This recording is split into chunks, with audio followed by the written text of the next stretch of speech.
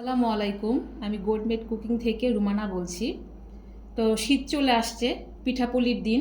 সবাই পিঠা খেতে আমরা পছন্দ করি, ছোট বড় সবাই পিঠা খেতে পছন্দ করি। তো আজকে আমি একটা নরম তুলতুলে একটা পিঠা রেসিপি নিয়ে আসছি। তো পিঠাটা এত নরম, এত সফট যে সবাই পছন্দ করবে। আর বানাতেও খুব কম সময় লাগে এবং কম ইনগ্রেডিয়েন্টস দিয়ে আমি বানাই। আমাদের বাসায় যা যা থাকে সেসব উপকরণ দিয়ে আমি এই রেসিপিটা তৈরি করব। দেখেন কত সফট এবং নরম তুলতুলে পিঠা। তার নাম হচ্ছে সুজির রসবড়া পিঠা। চলেন আমরা এখন পিঠাটা বানানোর জন্য চলে যাই। সুজির রসভরি পিঠা বানানোর জন্য আমি এখানে হাফ লিটার দুধ আগে থেকে জাল করতে দিয়েছিলাম। এটা অনেক বেশি ঘন করতে হবে না। সুজির রসবড়া পিঠা সুজির রসবড়া পিঠা বানানোর জন্য এখানে আমি হাফ লিটার দুধ জাল করেছি।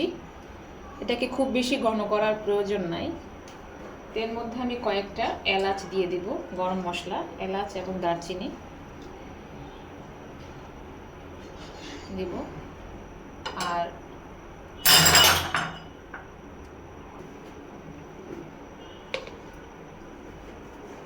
এখন আমি হাফ কাপ চিনি দেব। যে যেরকম মিষ্টি খান সেরকম দিয়ে নেবেন। এবং আমি একটু 1 চিমটি লবণ এখানে আমি ইউজ করব। যারা মিষ্টিতে চিনি লবণ দিয়ে অভ্যস্ত তারা দিবেন, না না হলে না দিলেও হবে।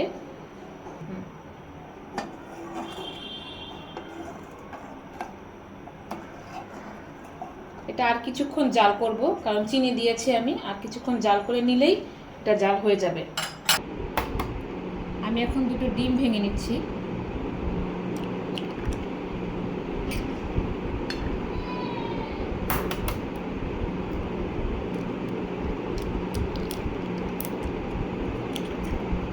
এখন আমি 1 চিমটি লবণ দিয়ে দেব।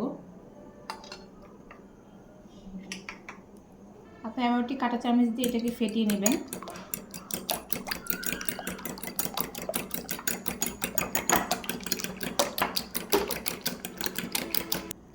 আমি এখানে হাফ কাপ সুজি নিয়েছি। আমি আস্তে আস্তে মেশাবো এটার সাথে। যতটুকু প্রয়োজন ততটুকু মিশিয়ে দেখব যে কতটুকু আমার দরকার ব্যাটারটা দেখে।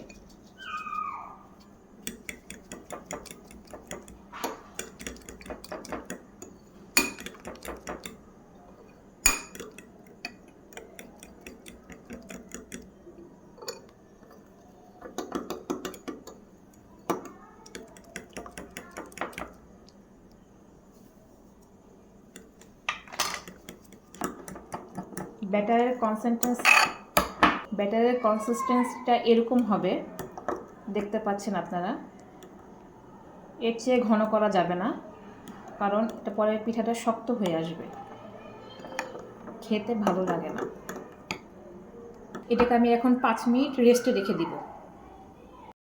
এখন এইরকম একটা চামিচ দিয়ে আপনারা ব্যাটারগুলোকে আস্তে আস্তে তেলে দিবেন। তেলটা খুব বেশি গরম হওয়া যাবে না, কারণ বেশি গরম হলে পিঠাটা পুড়ে যাবে, ভিতরে হবে না। আর সব সাইজ যেন একরকম হয়, এই জন্য আমি এরকম একটা চামিচ ব্যবহার করছি।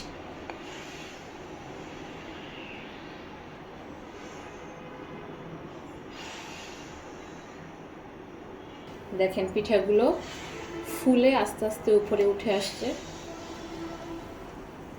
একটু লো আছে, এটাকে আস্তে আস্তে ভেজে নিতে হবে।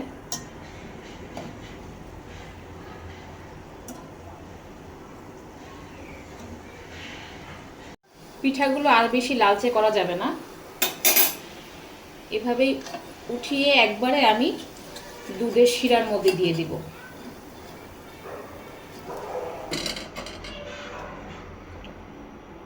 আমি সবগুলো পিঠা ভেজে একদম দুধের শিরায় দিয়ে দিয়েছি। এখন 1 ঘন্টা এটা ভিজবে। 1 ঘন্টা পরে আমি এটা বাটিতে সার্ভ করে নেব। আর পিঠাগুলো ভিজানোর সময় দেখতে হবে পিঠাটাও যেন গরম থাকে, দুধের শিরাটাও যেন গরম থাকে। আচ্ছা, আমি 1 ঘন্টা পরে এটা বাটিতে সার্ভ করে নিয়ে আসছি। দেখেন পিঠাটা কত ফুলে একদম তুলতুলা হয়ে গেছে, একদম ফুলে নরম হয়ে গেছে এবং বড় বড় হয়ে গেছে। আমি আপনাদেরকে একটা কেটে দেখাচ্ছি।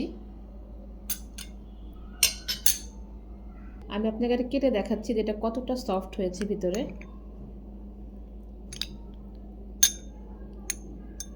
এটা ছোট বড় সবাই খুব পছন্দ করবে, আপনারা বাসায় করে খাবেন। আর আমার চ্যানেলটাকে সাবস্ক্রাইব করবেন, ফলো করবেন এবং লাইক কমেন্ট শেয়ার করবেন, আমাদের সাথে থাকবেন এবং সহজ সহজ রেসিপি আমি আরও দিব ইনশাল্লাহ।